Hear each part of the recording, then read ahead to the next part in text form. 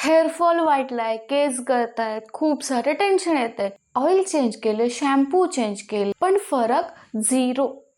तुम्ही सुद्धा hair fall face करत असाल तर आजचा व्हिडिओ तुमच्यासाठी आहे. व्हिडिओ शेवटपर्यंत नक्की बघा आणि समजून घ्या हेअरफॉलची मेन कारणं काय आहेत. आपण सगळे काय करतो की हेअरफॉल वाढलाय किंवा हेअरफॉल चालू झालाय तर खूप सारे नवीन प्रोडक्ट यूज करतो, ऑइल यूज करतो, शॅम्पू यूज करतो, हेअर सिरम सुद्धा यूज करतो, पण हेअरफॉल थांबत नाही. कारण प्रॉब्लेम प्रोडक्टमध्ये नाहीच आहे, मुळी प्रॉब्लेम आहे तो आपल्या रुटीनमध्ये आहे. तर जाणून घेऊयात की नक्की कारणं काय आहेत आणि सोल्युशन सुद्धा काय आहेत.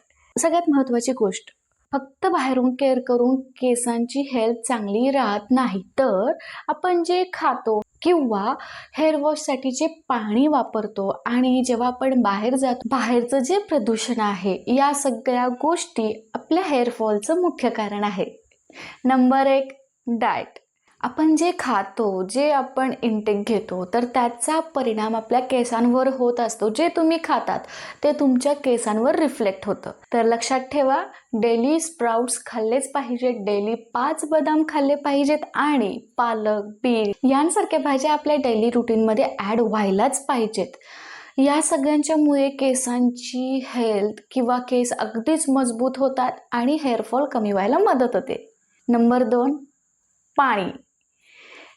हेअर वॉश करण्यासाठी आपण जे पाणी वापरतो ते सुद्धा कारण बनतं कधी कधी आपल्या हेअरफॉलचं.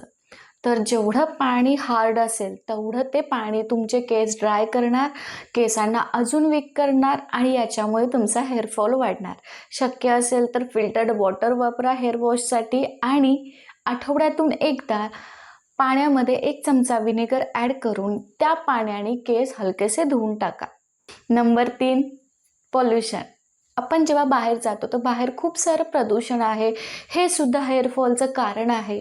तर नेहमी बाहेर जाताना आपल्या केसांना कवर करा, दुपट्टा वापरा, स्कार्फ वापरा. बॉयजनी सुद्धा आपल्या केसांना कवर केलंच पाहिजे. बाहेरून घरी आल्यावर नक्की प्लेन वॉटरनी हेअर वॉश करा. याच्यामुळे केसांवर कचरा जमा होणार नाही आणि स्कॅल्प तेलकट होणार नाही.